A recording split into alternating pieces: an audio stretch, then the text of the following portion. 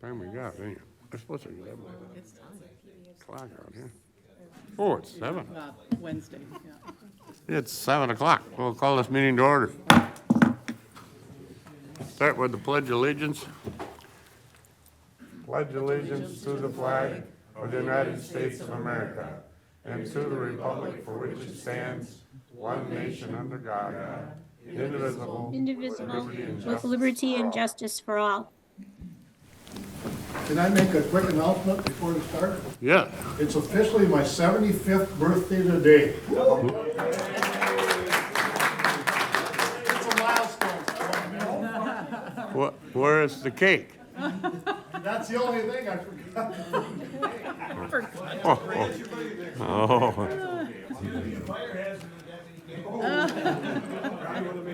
Okay. Reading of the call. Dear Supervisor, please be advised that the Trempealeau County Board of Supervisors will meet at 7 p.m. on February 17th, 2025 in the county boardroom. All county board members' claims are due to the county clerk's office by noon on February 7th, 2025, so they can be prepared for audit committee approval. Sincerely, Mary Martin, County Clerk. We'll do the roll call. Bridget Turner, Here. Stacy Klein, Here. Richard Seisha. Here. Lori Severson. Andy Todd. Here. Richard Anderson. Here. Kevin Adams. Here. Dick Miller. Kevin Whalen. Here. John Austin. Here. Don Waldera. Sorry, I was muted. Heck, here. Robert Becker. Here. Renee Lyon. Kellen Nelson. Here. David Larson. Here. Jeannie Nutter. Here. Ron Johnson. Here. Okay, 16-0 quorum. Okay. Certify open meeting law requirements have been met with posting and notification. I have a 14-item agenda, looking for somebody to approve the agenda. Motion made and seconded by, motion by Seisha, seconded by Wallen. All those in favor signify by saying aye. Aye. Opposed? Aye. Aye. I think you meant for instead of aye. Instead of against. I was a Sorry, little too it's a quick. delay. I keep forgetting to take it off mute. Okay. Approval of the minutes. Motion by Supervisor Anderson, seconded by who? Adams. Secondary by Supervisor Adams. All those in favor, signify by saying aye. Aye. Aye. Okay, that's approved. Appearances. Administrator Rebecca Lewin. Yes, sir. Thank you. I'm going to share my screen here real quick. I generally send out an update to you, and I thought it would be fun to take a look at some pictures that we have here from some of the things that have been happening around the courthouse and the county, and looking for, as we move and transition to new social media, Trempealeau County government. These are some of the types of things that we'll be able to share with constituents. So want to again recognize Ryan and Amy Bergerson for donating a Christmas tree this year, and we put that in the lobby, and then we had the Whitehall Public School 4K come and sing Christmas carols, and they had made ornaments, so everybody decorated the tree. It was a lot of fun.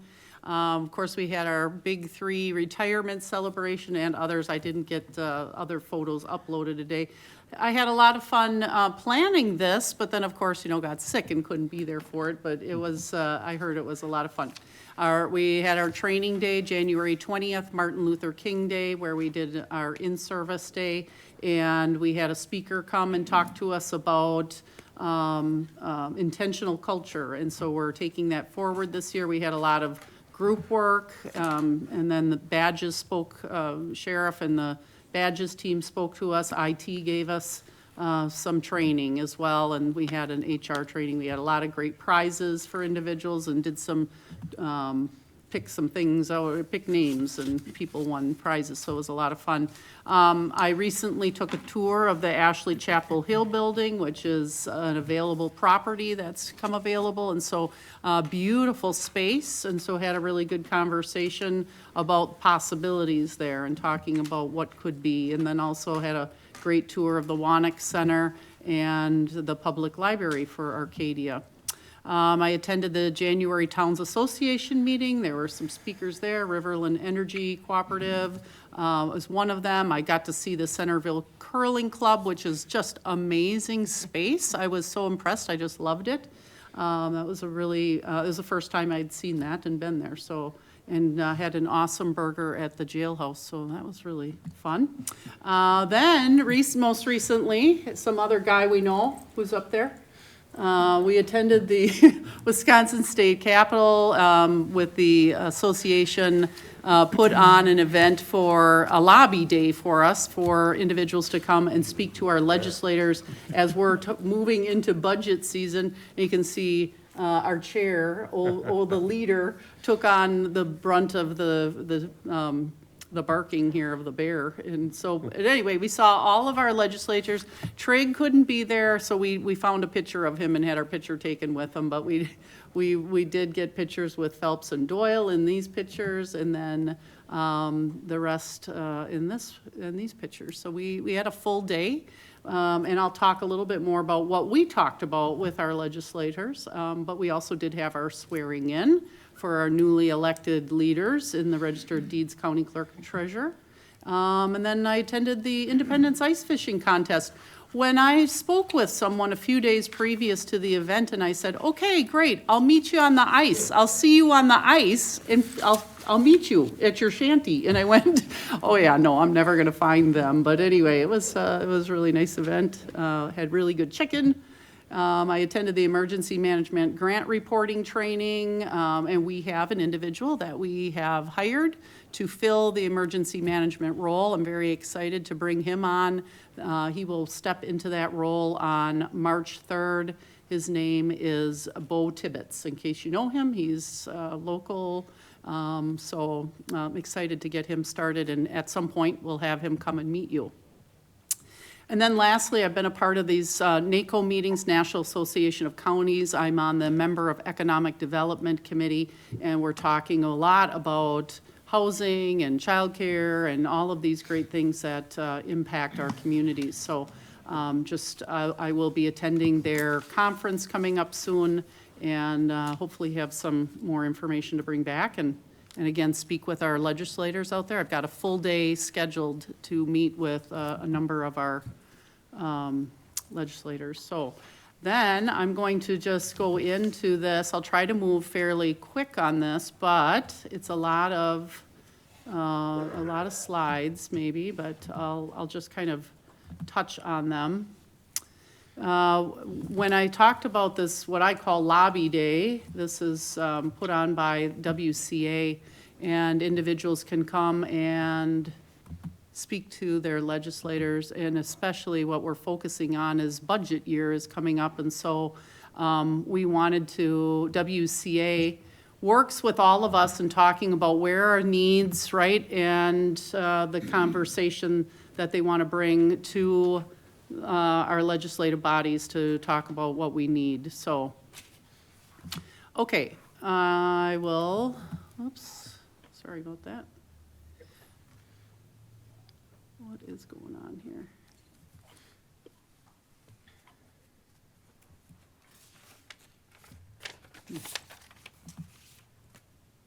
So, transportation funding, I'm gonna go back, sorry. I'm just gotta try to figure out why.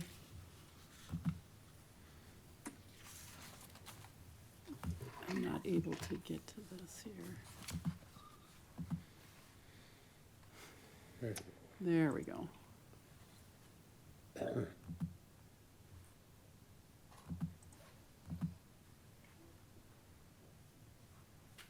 It's a little slow. Why is it showing those three?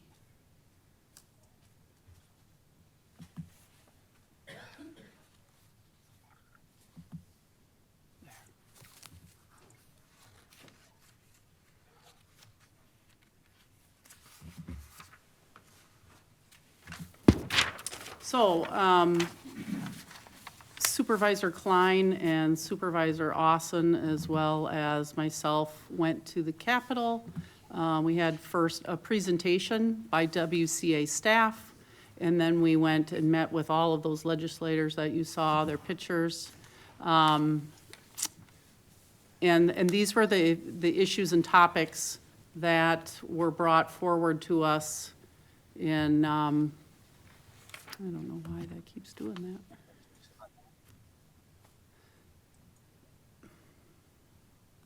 All right, and so anyway, these are the main highlights that we'll be talking with our legislators about as we continue to go. And so I want everyone to be aware of what we're trying to do is to all coalesce around the same messaging.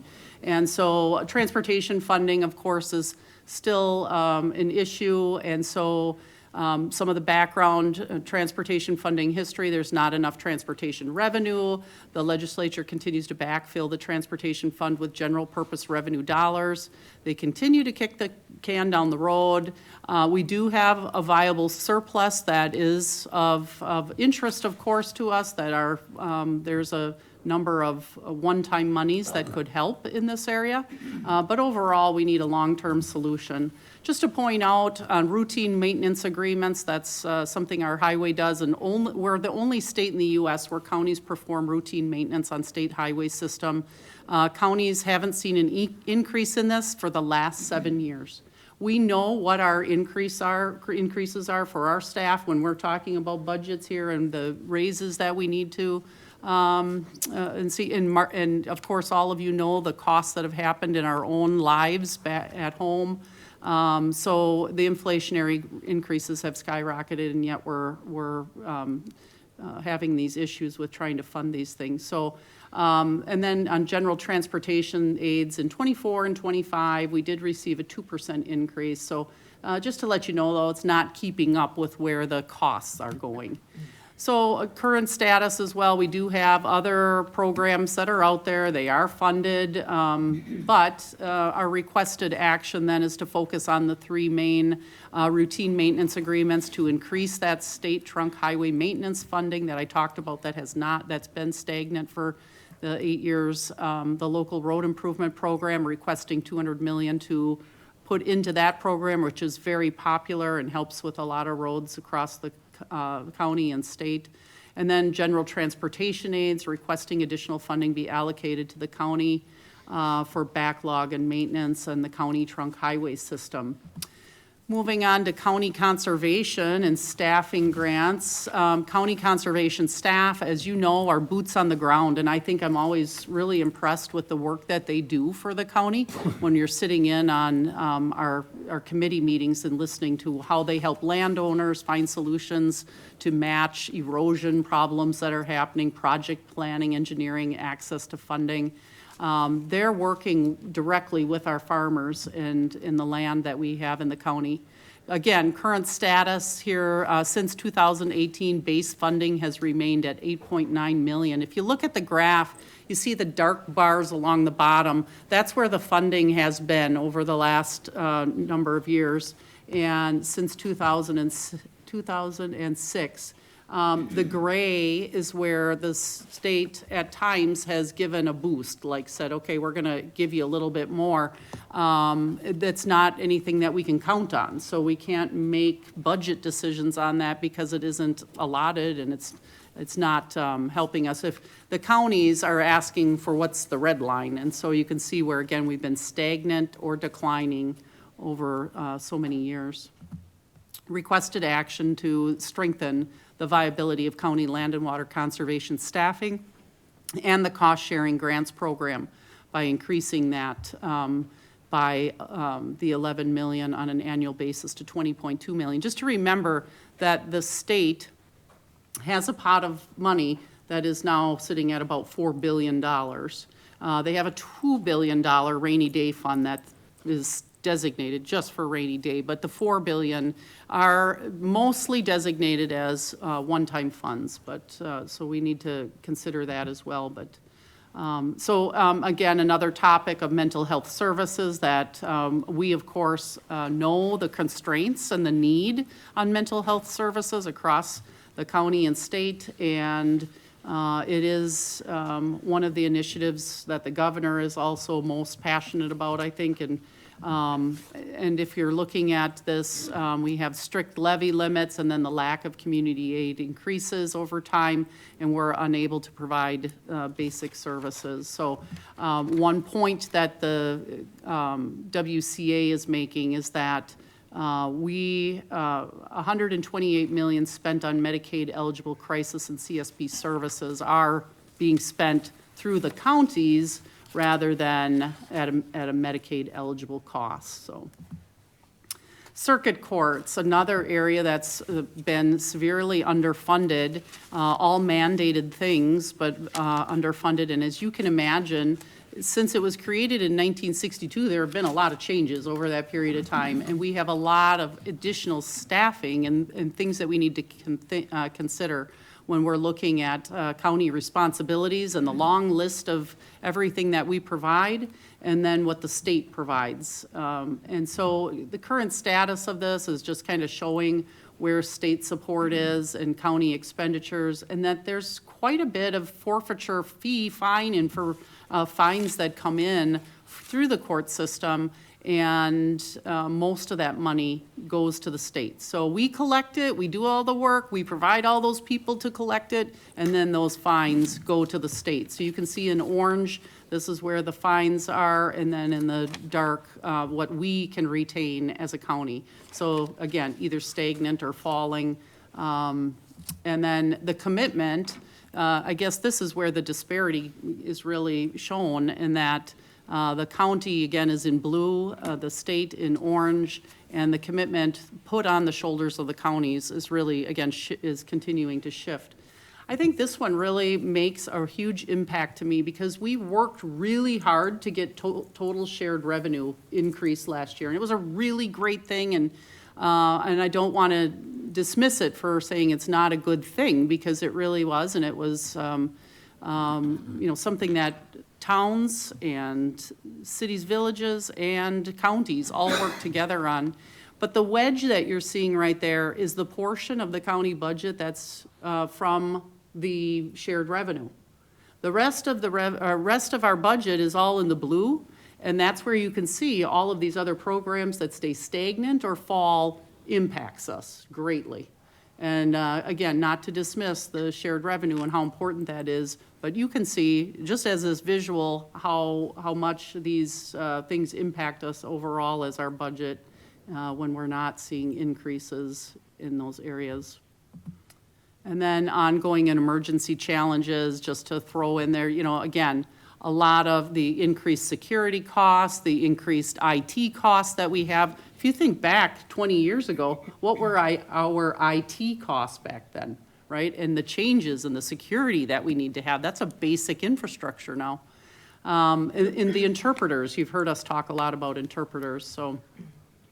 And then finally, this is the requested action for the circuit court, asking for a $70 million increase to the circuit court's cost appropriation, increase the amount counties retain from fees, fines, and forfeitures, and that the state assume all costs related to the victim witness appropriation. So I just want you to be informed as you talk with representatives. Make sure you're thinking about, again, I think the easiest way is when we sat down to talk with our representatives and saying, if you look at the pie and how much shared revenue is an impact on us and helpful, but man, at least 3/4, if not more, we still need the state working with us and being a partner. So that's all I got.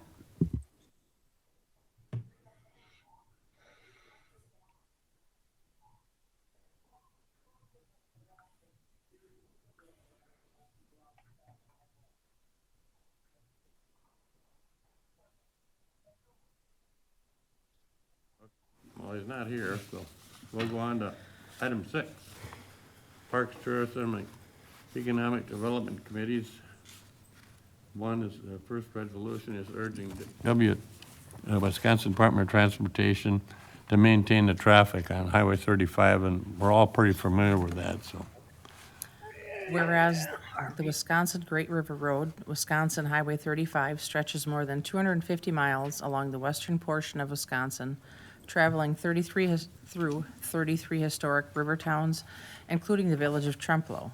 And whereas visitors driving the Great River Road in Trumpealeau County contributed significantly to an estimated $41.4 million in direct visitor spending in the county in 2023. And whereas the Wisconsin Department of Transportation, WSDOT, is considering replacement of 2 bridges over the Black River and one over Tank Creek along Wisconsin Highway 35 between Holmen and Trempealeau in 2027. And WSDOT's preferred alternative is to construct these new bridges with full closure of the highway for a period of 14 to 16 months. And whereas WSDOT's preferred alternative would detour traffic around the village of Trempealeau, resulting in significant and costly delays in travel times and emergency responses, and potentially significant lost revenue to businesses who depend on travelers using the Wisconsin Great River Road, Wisconsin Highway 35. And whereas the WSDOT has considered alternatives that would allow a substantial portion of the proposed work to be done while maintaining traffic on the stretch of Wisconsin Highway 35 between Holmen and Trempealeau, thus allowing visitors easier access to Trempealeau and quicker emergency response times. Now be it resolved that the Trempealeau County Board urges WSDOT to consider the significant impacts the proposed full closure of the Wisconsin Highway 35 would have in terms of lost business, increased travel times, and increased emergency response times, and further urges WSDOT to construct these bridges in a manner that maintains traffic on this stretch to the fullest extent possible during construction. Signed, Renee Lyon, Kevin Whalen, Kevin Adams, Richard Anderson, Parks, Tourism, and Economic Development. Looking for a motion for approval? Yeah, go for it. Move to approve. Motion by Supervisor Nelson, second by Supervisor Adams. Discussion on it at all? It's kind of self-explanatory to me. It just seems like gotta be a better way to do it, one lane at a time or something. You have something to say? I don't want to delay the vote. It's just really what it comes down to is there's these 3 bridges right as you're going out of Holmen towards Trempealeau. And I think what this boils down to is DOT took into account a lot of information that it had. And, you know, they found that I think, quickest way to do it and the least expensive way to do it would be to close the road fully to traffic. What I feel that they didn't look at, and this is my professional opinion as economic development and tourism practitioner, is what the impact was. They just looked at increased travel time, but didn't look at even what that would mean in terms of, you know, increased fuel consumption, let alone looking at what the business impacts would be. And in this case, because you're talking, you know, you're not talking about, you know, a month or 2 of inconvenience. That probably would be fine.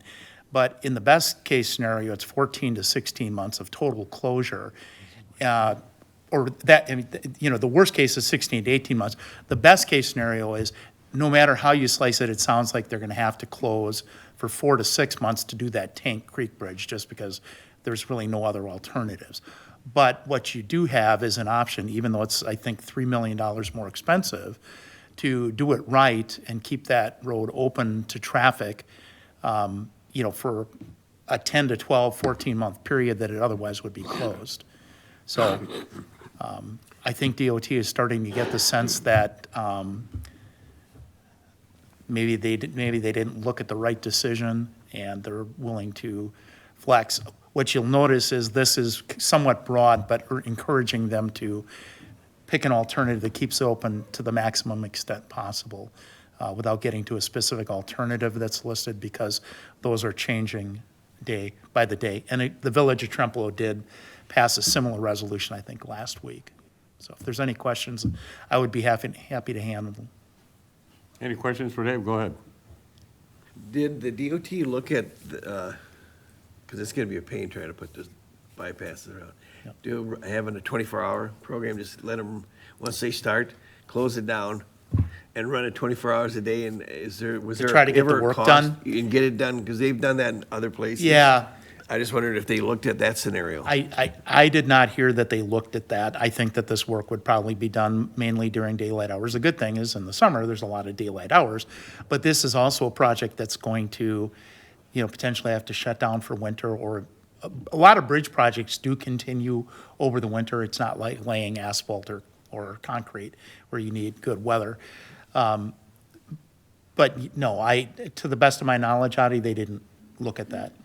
Because most of those bridge projects, a lot of them go 8 hours a day, that's it, Right. And with the light units they have nowadays, I mean, when they put those light units on, it's like daytime. So one thing I didn't know if they ever looked at Yeah, that. one so. thing I do know they looked at, because I've been to a couple of informational meetings, they looked at the possibility of bringing in sort of some prefabbed bridge sections that would shorten the amount of time, and I'm not an engineer, I worked at DOT 2 different times, but neither time as an engineer.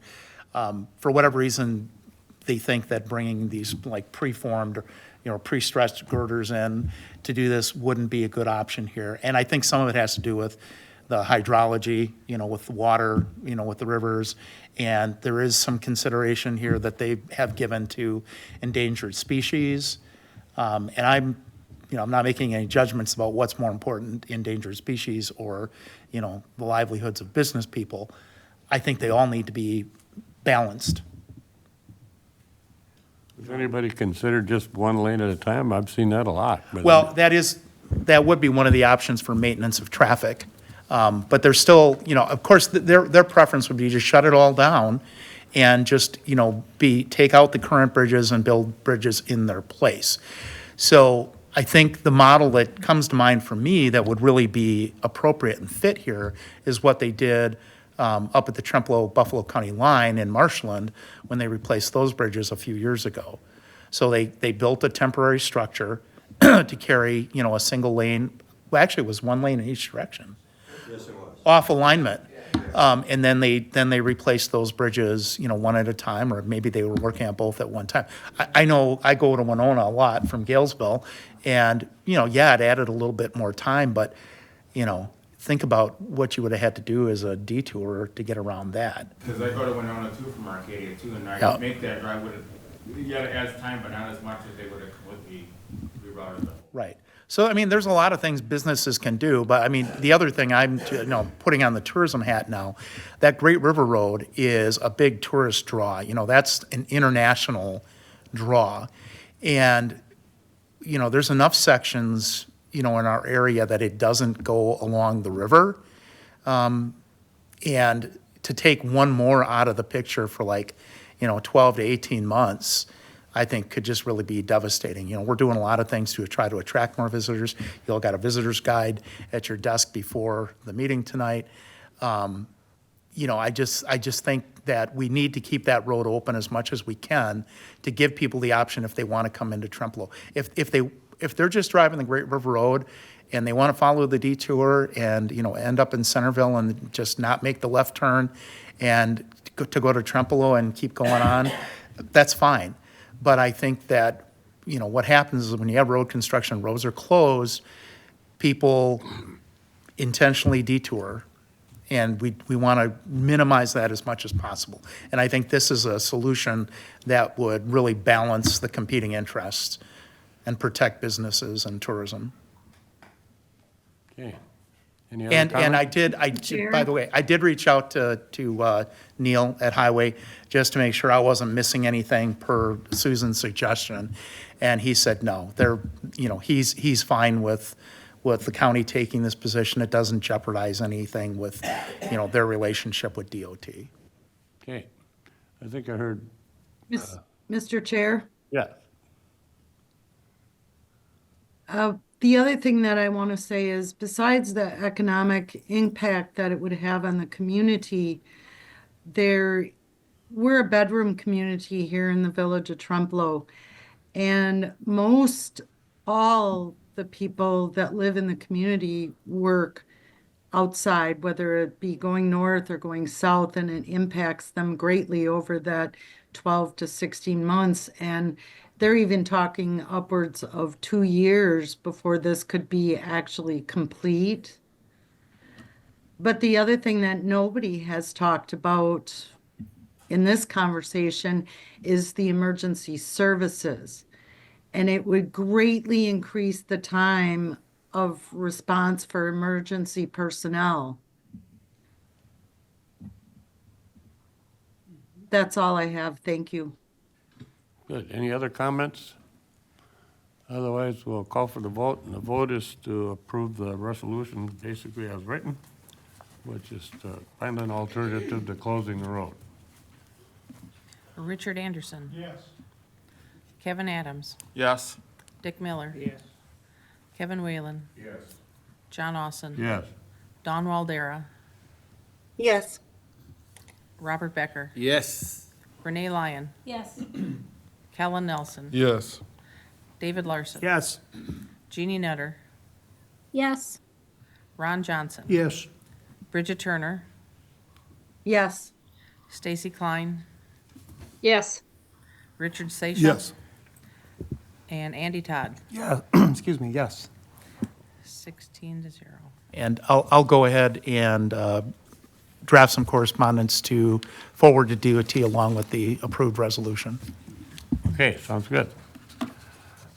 Next on the agenda is amending the Trempealeau County's 22 to 26 outdoor recreation plan to reflect the changes in the Petrie Master Plan.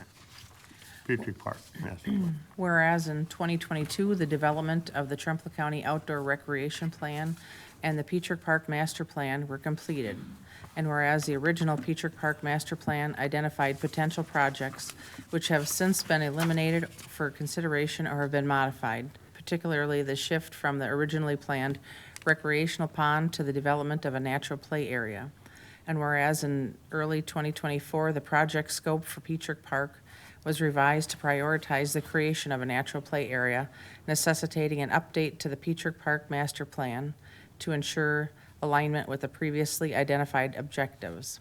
And whereas the 2022 through 2026 Trempealeau County Outdoor Recreation Plan would reflect the updated scope of work planned for Peatrick Park as identified in the revised Peatrick Park Master Plan in order to maintain consistency and to remain eligible for state and federal grant funding opportunities, including the Knowles Nelson Grant opportunity for 2025.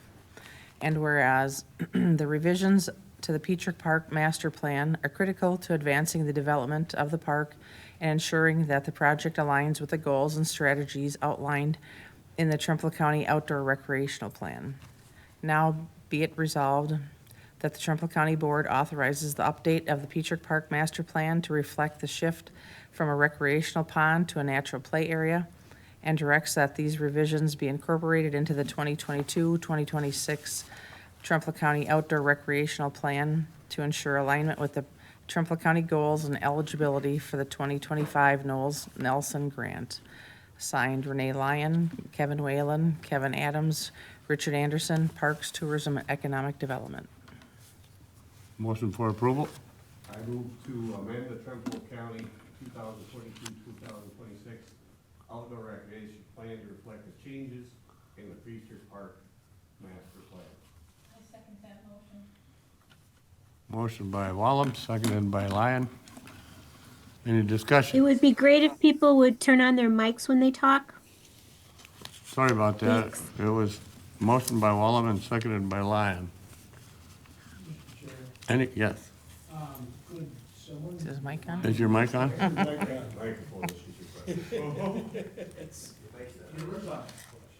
it red? What up? It's not lighting up on top.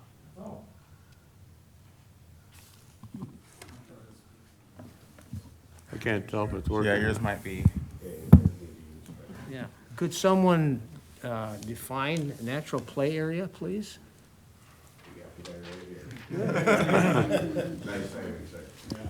Put your mic on if it's not.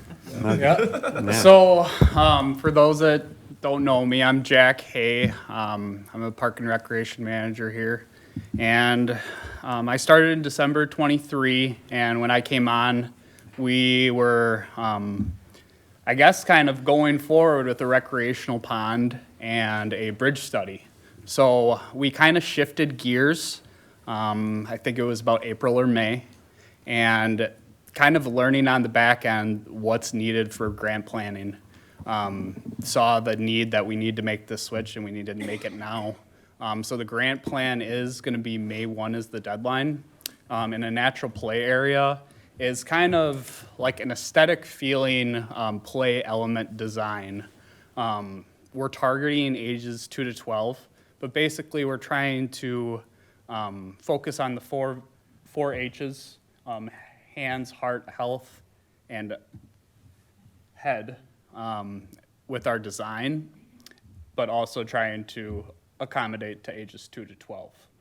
So trying to get all of our youth into this play structure to ultimately hopefully increase our camping numbers and offer a better community service. So I'm very excited about the project personally. I think it has the ability to be a great destination. Petrick Park is something the county's been kind of focusing on singularly for a while. This would be the element that things expand off of. So to keep people at the park, a natural play area would give us an aesthetic feel that would serve the community and a lot of different age groups and needs. So, yeah, I can field any other questions if we have any. Dick, were you worried about the organic term as far as natural play area? It uses a lot of natural wood, natural play surfaces, rather than coming and have something that would contrast with the beauty of Petrick Park. It blends more, so it's more of a natural feel to the park where wood is used instead of steel, where we're primarily trying to We can't hear your question. where we're trying to keep the topic. It's going. I just need to speak louder. So Dick, all it is it tries to blend with the natural area.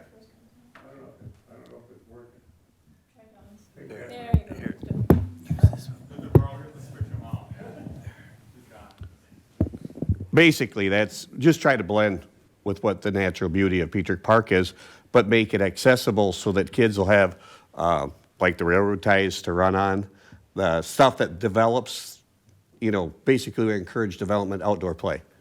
And doing it in something that isn't intimidating with concrete and steel, is what that idea is. And with steel, with what's going on right now, that's something I'm glad we're focusing on a natural play area instead of, having a lot of different steel elements for a playground.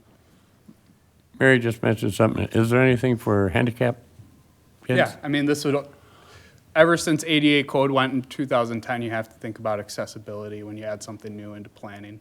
So, yeah, that'd be definitely a part of the plans. SRF Consulting is who we're working with. Previously, the master plan was designed by neighborhood planners. And then I think the project in 22 or 23 transitioned. And then SRF took control of the bridge study and the recreational pond. And then we changed scopes at the beginning of last year. And when we did change scopes, we did have things kind of ready for the rec pond, but I feel like this kind of fits into our park a little bit better, less maintenance needs, and serves a broader group. Okay. Any further questions or comments? Hearing or seeing none? Call for the roll. Let's vote. Richard Sasha, Yes. Andy Todd, Yes. Richard Anderson, Yes. Kevin Adams. Yes. Dick Miller. Kevin Whalen, Yes. John Austin, Yeah. Don Waldera, Yes. Robert Becker, Yes. Renee Lyon. Yes. Kellen Nelson. Yes. David Larson. Yes. Jeannie Nutter, Yes. Ron Johnson. Yes. Bridget Turner, Yes. Stacy Klein. Yes. 16 to 0. Passes. Okay, passes. Item B, Environmental Land Use Committee. ordinance to rezone land in the town of Pigeon for Lauren Nelson. Whereas Lauren D. Nelson and Rosalind Nelson, Independence, Wisconsin, petitioner landowner, has requested the rezone of a parcel of land in the town of Pigeon for a residence. Whereas the rezone is approximately 2 acres more or less. Whereas a public hearing was held pursuant of section 59.69 parentheses 5 of Wisconsin statutes. And whereas the town of Pigeon supports the rezone request. And whereas Environment and Land Use Committee moved to rezone this parcel from Commercial C to exclusive agriculture 2, EA2, and it appears that the zoning change request is appropriate under the circumstances. Now be it resolved that the county adopt the attached ordinance amending the zoning district boundaries as indicated. Signed by Kellen Nelson, David Larson, Randy Severson, Stacy Klein, Andrew Todd, Kevin Whalen, Anthony Munson, Environment and Land Use Committee. Motion? Move to approve. I'll second it. Motion by Supervisor Nelson, seconded by Supervisor Todd. Discussion, we have Burge here from the land use. Want to explain and tell them what's going on? Good evening. This is a fairly simple rezone. It's on 2 acres, which is in the town of Pigeon at the corner of State Highway 53 and 121 and Fitch Cooley Road. This land was originally rezoned back in 2010 to commercial. A landowner was going to put a beauty salon or business there. That actually ended up being in the village of Pigeon, so this land was never used for the commercial purpose. The Nelsons have purchased the land, and now they would like to build a home there. And so the land needs to be rezoned, and that's the reason we're here tonight. Anyone have any questions? We did have one adjoining landowner that called us, and he was actually in favor of the rezone, so. Okay. Okay. Let's Anything else? see, no more questions, we'll just call roll. Ron Johnson, Yes. Bridget Turner, Yes. Stacy Klein, Yes. Richard Sasha. Yes. Andy Todd, Yes. Richard Anderson, Yes. Kevin Adams. Yes. Dick Miller. Kevin Whalen, Yes. John Austin, Yeah. Don Waldera, Yes. Robert Becker, Yes. Renee Lyon. Kellen Nelson, Yes. David Larson. Yes. Jeannie Nutter, Yes. 16-0. Passes. Item C, Audit Committee. Whereas the Audit Committee has audited the following claims and recommend that they be allowed as follows. John Austin, $1,882. Kevin Adams, 0. Richard Anderson, $716.30. Robert Becker, $615.20. Ron Johnson, $531.64. Stacy Klein, $811.50. David Larson, $534.80. Renee Lyon, $250. Dick Miller, $122.40. Kellen Nelson, $1,367.81. Jeannie Nutter, $258.80. Richard Sasha, $172.80. Lori Severson, 0. Andy Todd, $531.84. Bridget Turner, $384.40. Don Waldera, 0. Kevin Whalen, $192, for a total of per diem, $5,800. Expenses, $2,571.49, I'm sorry, and a total of $8,371.49. Now be it resolved that these claims be allowed as shown. Signed, John Austin, Jeannie Nutter, Richard Sasha. Move to approve. Move to approve. Motion by Johnson, seconded by Supervisor Turner. Okay, any discussion at all? Just call the roll. Jeannie Nutter, Sorry, yes, I was on mute. Ron Johnson. Yes. Bridget Turner, Yes. Stacy Klein, Yes. Richard Seisha. Yes. Andy Todd. Yes. Richard Anderson. Yes. Kevin Adams. Yes. Dick Miller. Kevin Whalen. Yes. John Austin. Yes. Don Waldera. Yes. Robert Becker. Yes. Renee Lyon. Yes. Kellen Nelson. Yes. David Larson. Yes. 16-0 passes. Passes. Announcements, appointments or elections, there's nothing that I know of. Only thing I mentioned earlier was that, get back to ages, if you haven't done it already, for the supper Monday night. Thank you. Committee reports. Executive Finance. Everybody see the, Sales and use tax of the- I got them here, in fact, somewhere. Oh, I got them here. Here. No, I got them. There we go. You get 'em? You can just read the total. No change, I don't think.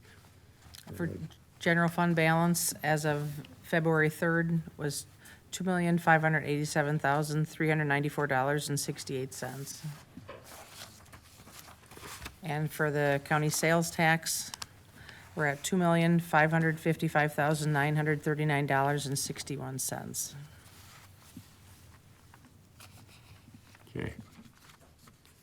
Any correspondence? Oop, we got the exec finance budget update. We did that. Personal bargaining, law enforcement discussion and approval action for county sheriff. That's not gonna happen either, or county security? I said I would take it for the sheriff. Okay. And just so those of you who are supervisors, so that you're aware, I volunteered to take this for the sheriff. He has another commitment tonight. This is something that he's talked to some of your committees about. It's pretty straightforward. It is the off-site. It's the procedure when a threat is made to courthouse staff from an off-site person. And it should be in your packets. Previous to this development, there wasn't any sort of written policy. This serves as a written policy for what to do. If you have any questions, I certainly can try to field them. Again, it's a pretty straightforward policy to provide employees with a mechanism or a procedure of what to do should they get a report. And unfortunately, this stemmed from an incident where one of our staff was given a pretty serious threat. And so that's how it arose. And if we could have a vote, I would appreciate it. This is for on-premise or off-premise? It is. Different ones, right? Looking for a motion to approve? Susan, was there training done then for the employees? That's a good question. So there was an opportunity for training. It was done during the Martin Luther King Day. The sheriff presented this. I believe he's also talked to maybe the managers as well. And so there has been an opportunity for staff to ask questions and discuss this prior to today. Thank you. Thank you. I forgot where the motion came from. Oh, motion by Supervisor Lyon, seconded by Supervisor Anderson. Any further discussion? Hearing none? We have to call a roll on this? No, there's no Yeah, fiscal. I think we just do a voice vote. All those in favor signify by saying aye. Aye. Hi. Opposed? Hearing none, it's carried. Thank you. Was none? Okay. Looking for a motion to pay mileage per diem. So move. Motion by Supervisor Seja, seconded by Supervisor Johnson. Call the roll. John Austin. Yeah. Don Waldera. Yes. Robert Becker. Yes. Renee Lyon. Yes. Kellen Nelson. Yes. David Larson. Yes. Jeannie Nutter. Yes. Ron Johnson. Yes. Bridget Turner. Yes. Stacy Klein. Yes. Richard Seisha. Yes. Andy Todd. Yes. Richard Anderson. Yes. Kevin Adams. Yes. Dick Miller. Kevin Whalen. Yes. 16-0 passed. It passes. Looking for our in-house closed session reciter to read the, I was referring to Supervisor Lyon. I was referring to,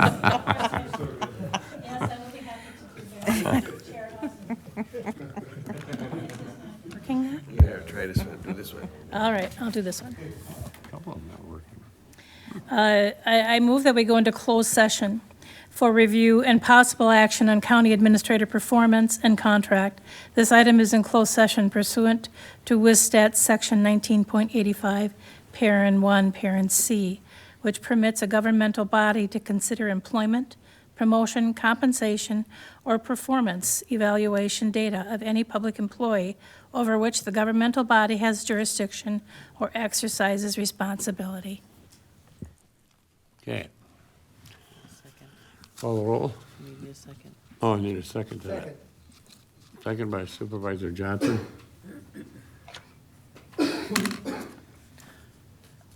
Robert Becker, Yes. Renee Lyon, Yes. Kellen Nelson, Yes. David Larson. Yes. Jeannie Nutter, Yes. Ron Johnson. Yes. Bridget Turner, Yes. Stacy Klein, Yes. Richard Seixas. Yes. Andy Todd, Yes. Richard Anderson, Yes. Kevin Adams. Yes. Dick Miller. Kevin Whalen, Yes. John Austin, Yes. Don Waldera. Yes. 16-0, you're good to go. Okay. Now closed session.